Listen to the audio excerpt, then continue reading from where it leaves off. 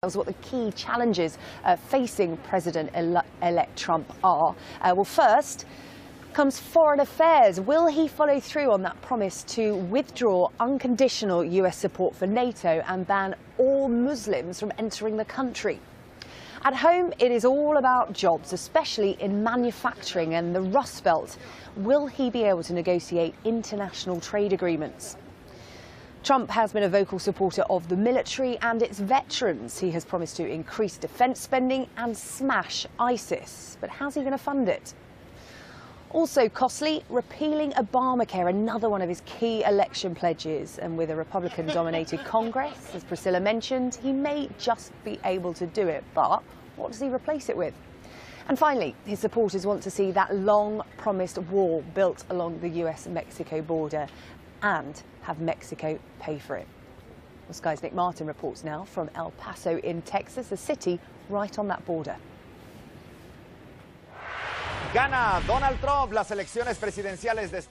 Donald Trump's election as president was being watched very closely in Latin America.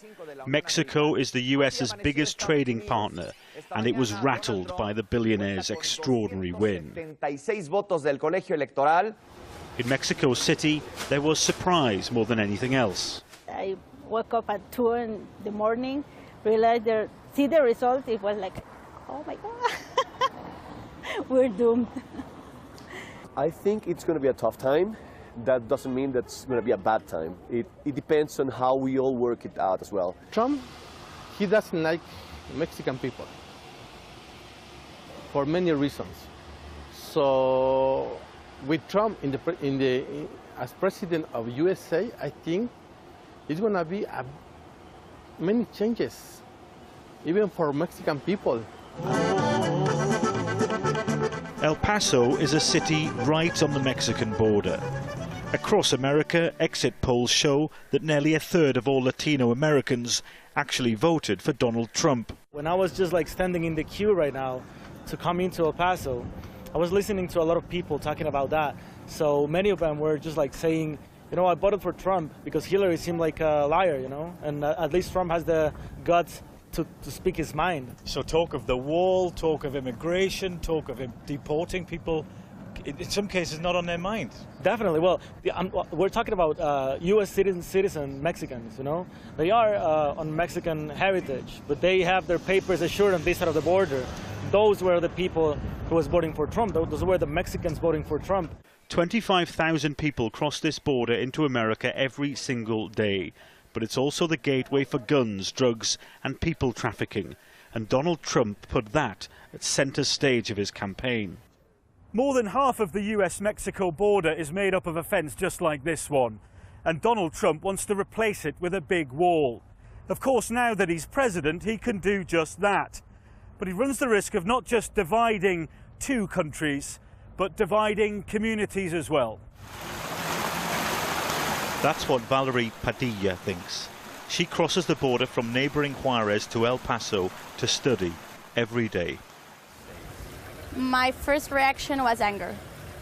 Why? Because first, I have a lot to lose. First of all, I'm a woman. I'm Latina and I live in a borderland. And if you have followed Donald Trump, you may see that he's against all that. He hasn't even taken office yet, but many are speculating about whether Mr. Trump will actually follow through on some of his most high-profile promises. The future relationship between Mexico and its closest neighbour is about to be put to the ultimate test. Nick Martin, Sky News, on the US-Mexico border.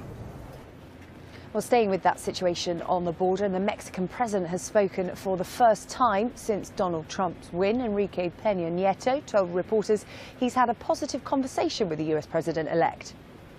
I spoke to President-elect Donald Trump to give him my congratulations on his victory. I extended those congratulations also to the members of his family, who accompanied him during the entire campaign.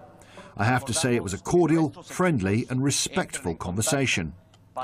We agreed that our teams should come together to start to make a new working agenda that incorporates the mutual areas of interest, such as security, cooperation and prosperity.